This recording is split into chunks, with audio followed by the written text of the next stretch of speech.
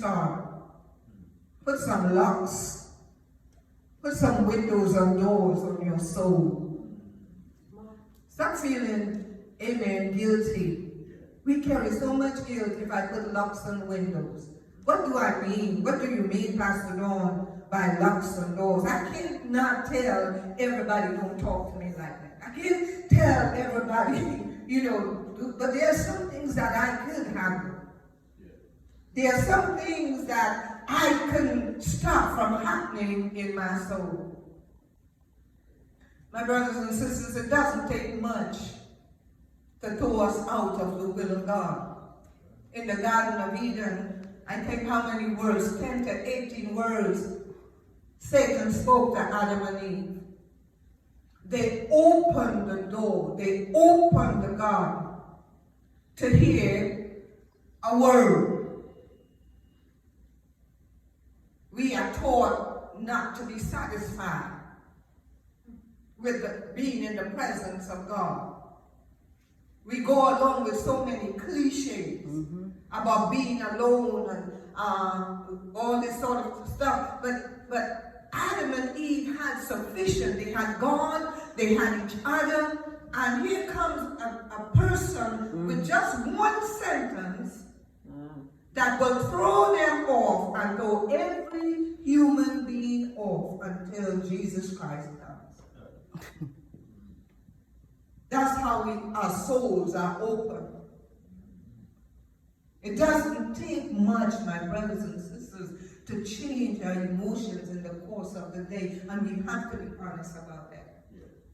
It doesn't take much to throw us off of our destiny. When you were by yourself, you were so sure. And then you got around people and you heard so much, you began to get confused and you lost your focus.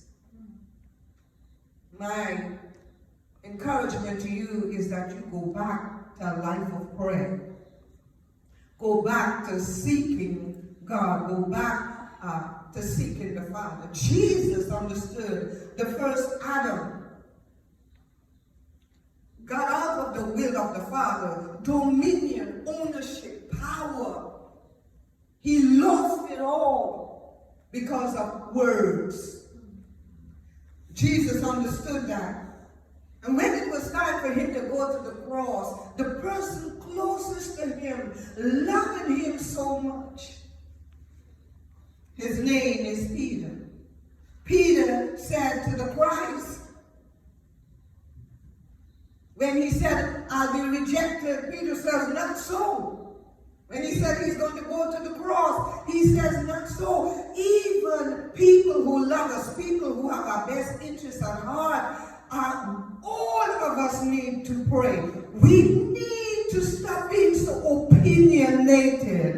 And we need to stay in the face of God. And even when God speaks to us about somebody else, we got to stay there and say, God, you're sure, you're sure. We must be slow to speak, amen, and quick to hear. And Peter, amen, voiced his concern and the love for Jesus Christ. And Jesus knew this time how he discerned, get thee behind me, Satan. He was not talking to Peter. He was talking to the Spirit in Peter. He says, you cannot get me out of my destiny. Sometimes the people who love you the most will, out of their compassion and their care and their love for you, will speak a word that will throw you off your destiny. Amen. And we have to change. We have to close up some doors. We got to shut down some noise. Come on, somebody. Yes. Amen. We got to kill the noise. There's the pastor here, Pastor Frank Bessie. And what a revelation. He said, kill the noise. How relevant that is. Amen. For us to see the phenomenal move of God. To see signs and wonders. To see miracles back in our lives. We're hearing the TV all day long. We're hearing words all day long. We are scrolling on Facebook and Twitter and Instagram. And no one is in the Bible anymore. No one is in prayer anymore.